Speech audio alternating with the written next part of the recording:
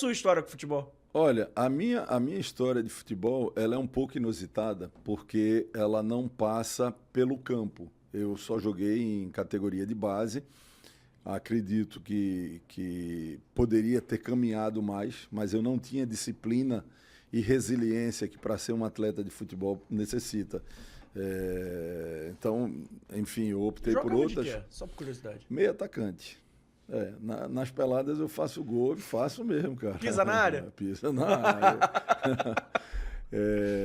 Então, o que acontece? Mas eu sempre fui um apaixonado por futebol, sempre acompanhei muitos jogos. Não só o jogo pela equipe, onde eu cresci torcendo, né?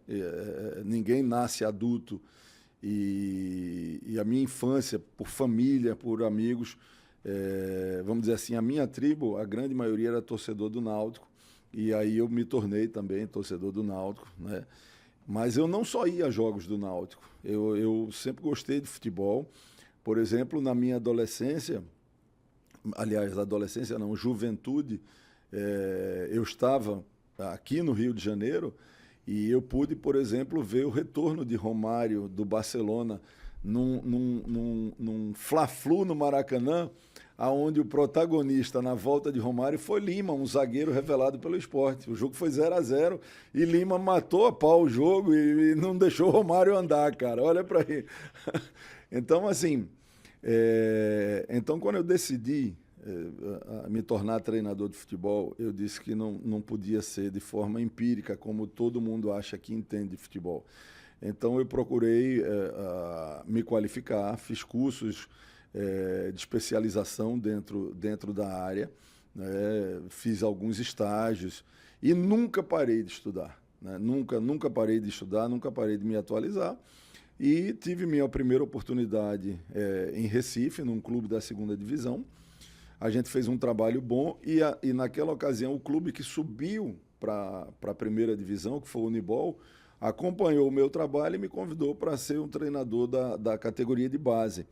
E posteriormente, lá atrás, né, já existia essa ideia de SAF, de clube-empresa, e o proprietário do Unibol, desse clube, comprou outro clube em São Paulo, que foi o São Bento de Sorocaba.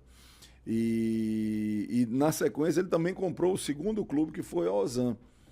E foi assim que eu entrei no futebol. Eu fui para o interior de São Paulo, fiquei muito pouco tempo na Ozan, fui para o time rival da cidade de Indaiatuba, que eu quero ter um carinho enorme pela cidade e quero parabenizar o clube que vamos dizer assim, me deu a primeira volta de projeção, que foi o Primavera de Indaiatuba, que esse ano conquistou o acesso para a Série A e vai disputar em 2026 o Paulistão. Um clube que eu tenho um carinho muito grande. Pois bem, o Primavera foi o primeiro clube que eu conquistei um título. Foi o título da Série B do Campeonato Paulista. A gente fez uma campanha espetacular, subimos com 5 rodadas de antecedência, fomos campeões com 3 rodadas de antecedência.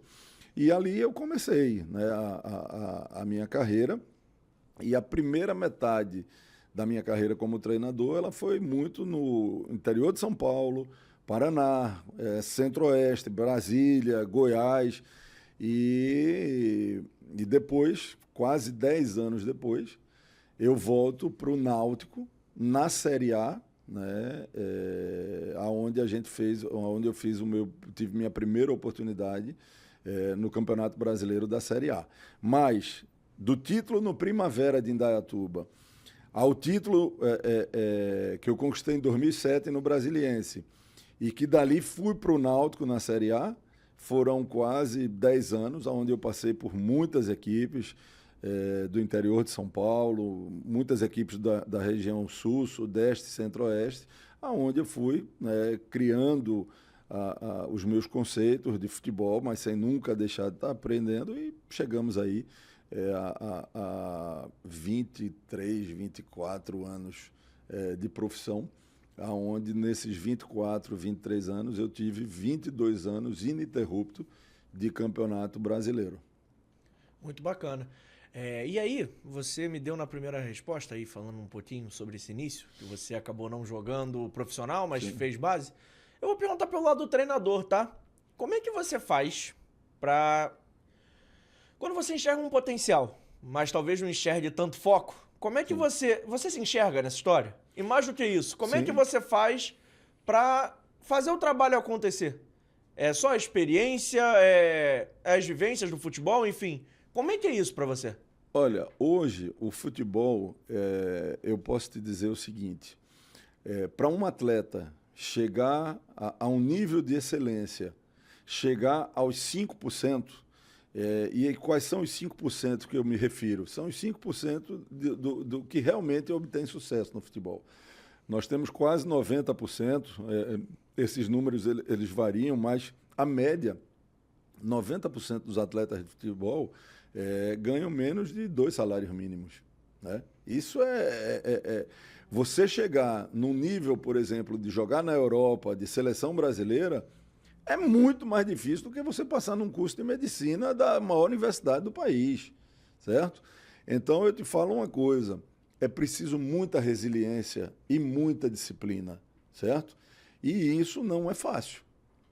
E aí, o que é que acontece? Uma coisa que foi falado, por exemplo, por Muricy, e que eu concordo plenamente.